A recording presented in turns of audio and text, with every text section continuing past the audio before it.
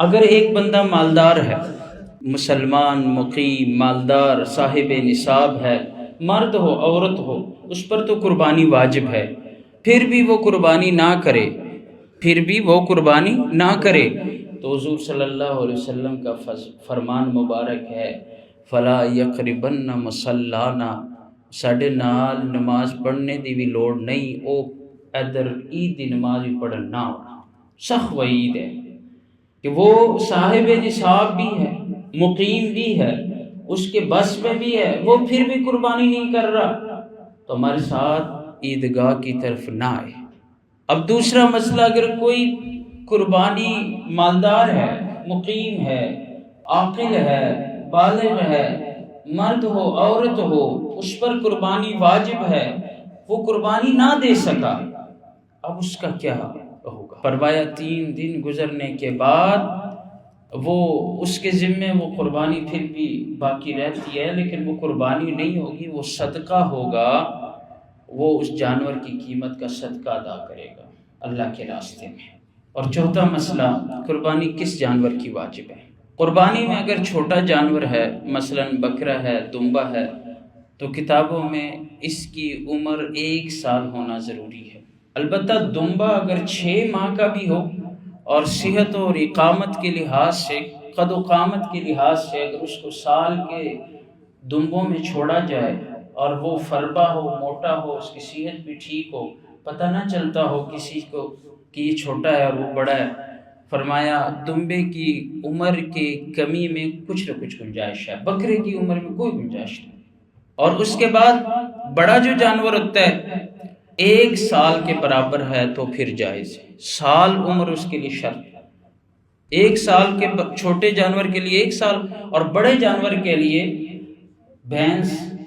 بھینسا، اسی طرح بڑا جو بھی جانور ہے،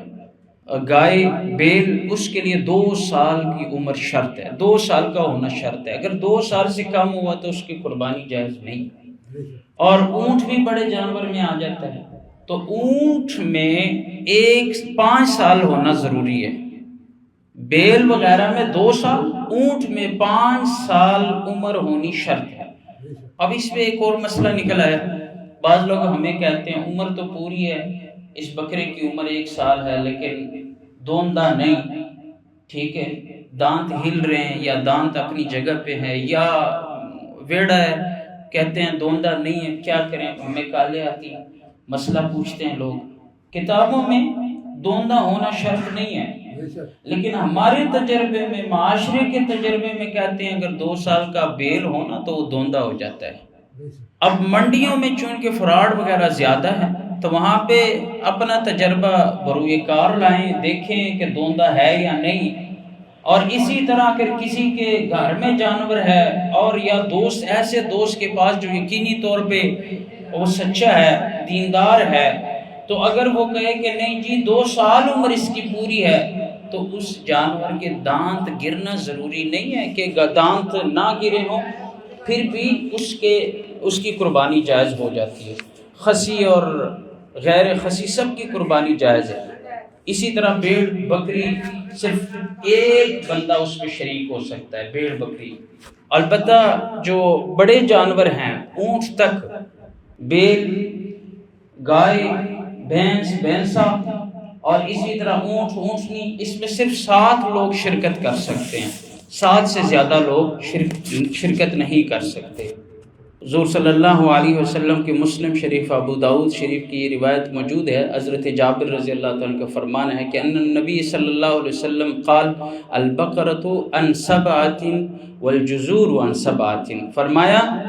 قربانی 7 آدمی کی طرف سے ہے، اسی طرح اونٹ کی قربانی ہو، گائے ہو یا بیل کی قربانی ہو۔ البتہ اس وقت بھینس اہل عرب کے نزدیک